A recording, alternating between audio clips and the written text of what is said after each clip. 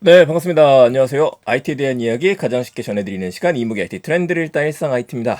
자, 오늘도 IT에 대한 이야기 심차게 시작해 보도록 하죠. 오늘 세 가지 소식을 좀 준비를 했고요. 월요일 아침에는 웬만하면은 소식들을 좀 전해드리려고 하는데, 그래도 원하는 만큼의 굉장히 좋은 소식이나 재밌는 소식이 없을 때도 있긴 합니다. 하지만 오늘은 조금 더 재밌으실 거예요. 자, 첫 번째 소식. 세가 팬분들 많으시죠?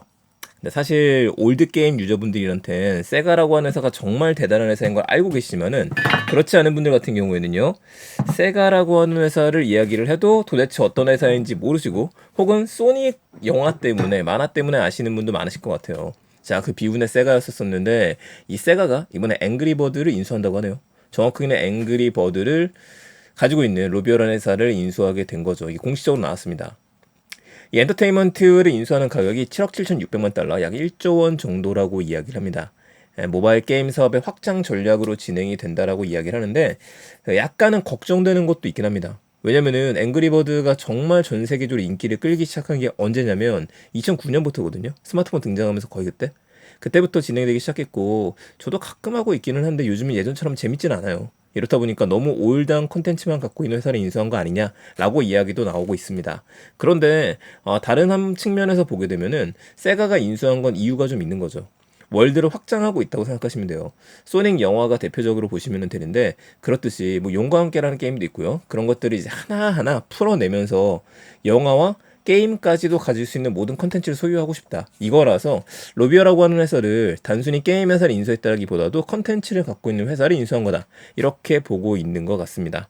또 어떤 것들이 나오게 될지는 모르겠지만 세가의 전략 잘 통하기를 바라고요. 더 플레이어 입장에서는 더 재밌는 게임들 그리고 유저 입장에서도 더 재밌는 영화들이 빨리빨리 나와주길 바라고 있겠습니다. 자, 두 번째 기가보죠. 이거 제가 제일 기다렸던 소식 중에 하나인데 대단한 회사죠. 세계 최대 반도체 설계 업체. 그 누구 대적할 수 없다는 바로 그 회사 ARM이 다음 달에 미국 나스닥 상장을 준비 중에 있다라고 합니다. 기업 가치는 예견이 되어져 있긴 했었어요. 640억 달러. 약 86조 원 정도라고 해서 이게 올해 하반기에는 가장 큰 대어입니다.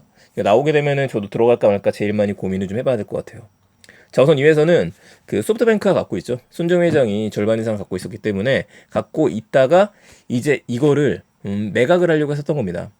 아무래도 소프트뱅크가 코로나 시즌에 수익이 많이 떨어졌잖아요. 그래서 이거를 엔비디아가 사겠다라고 호기 있게 나섰었는데 무산이 되고 말았었죠. 그러니까 이번 소식 같은 경우에는 손정희 회장이 이끄는 일본 소프트뱅크가 내달 나스닥 상장을 위해 비전 펀드가 보유하던 ARM 지분 25%를 다시 인수했다라는 소식이죠. 사실 뭐 소프트뱅크라든지 비전 펀드는 둘 다 손정희 회장이 이끌고 있기는 하지만 소프트뱅크가 직접적인 회사이기 때문에 여기서 인수를 해서 일단 하나로 합친 겁니다. 왜냐? 그래야 상장하기 쉬우니까요. 자, ARM이 AP를 갖고 있죠. 삼성전자 퀄컴들이 다 여기 거를 받아다 쓰고 있습니다. 그래서 이번에 상장을 하게 되면은 과연 누가 대주주가 될 것이냐 이것도 관심을 모을 수밖에 없을 것 같고요. 그래 많은 개미분들 저 같은 관심을 기울이고 있기 때문에 반도체주가 또 한번 날아오르게 되지 않을까 이 생각도 살짝 한번 해보게 됩니다. 정확한 시점은 나오지 않았지만 다음 달 준비 중이니 9월에 만나볼 수 있을 것 같습니다. 오늘은 이제 마지막 얘기입니다. 풀무원 GPT 얘기 가지고 왔어요. GPT. 그러니까 많은 회사들이 GPT를 이용을 해서 활용을 하고 있죠. 근데 이번엔 풀무원이 식품업계에선 처음으로 AI 고객용 챗봇 풀무원 GPT 개발에 착수했다라고 하는 소식입니다. GPT가 거의 명사처럼 이제 쓰이다 보니까 대화형 챗봇이라고 생각하셔도 좋고 생성형 챗봇으로 생각하셔도 괜찮을 것 같습니다. 약간 그거 같지 않으세요? 몇 년 전에? 그냥 풀무원이 챗봇을 만든다. 어떤 회사가 챗봇을 만든다. 여기서 이제 조금 더 챗봇보다는 GPT라는 멋있는 이름으로 쓰이게 되었다라고 보시면 되는데 결국 중요한 거는 어디에 쓰일까라고 하는 점일 겁니다. 자, 이 챗봇이 쓰이게 되는 곳은요. 24시간 고객 문의에도 신속하게 응답을 할 수가 있고 효율적인 고객 서비스를 제공하기 위해서 개발되었다라고 하네요. 고객 CS 응대부터 먼저 진행을 하고 영향이나 시기 상담 등 활용 범위를 확대할 계획이라고 합니다.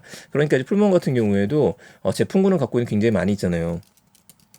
요즘에 건강 다이어트 이런 것들을 챙기시는 분들이 많다 보니 이제 우린 풀먼 사이트에 딱 들어가고 난 다음에 야 내가 지금 그 속이 좀 안 좋은데 아니면 좀 다이어트를 하고 싶은데 네가 가지고 있는 것 중에서 뭘 먹으면 좋을까라고 했었을 때 얘가 챙겨준다는 거죠. 갱년기심 이걸 드시고 마그네슘 조금 드셔야 될 것 같고요. 루테인 살짝 섞은 다음에 아침에 이거 어떠세요?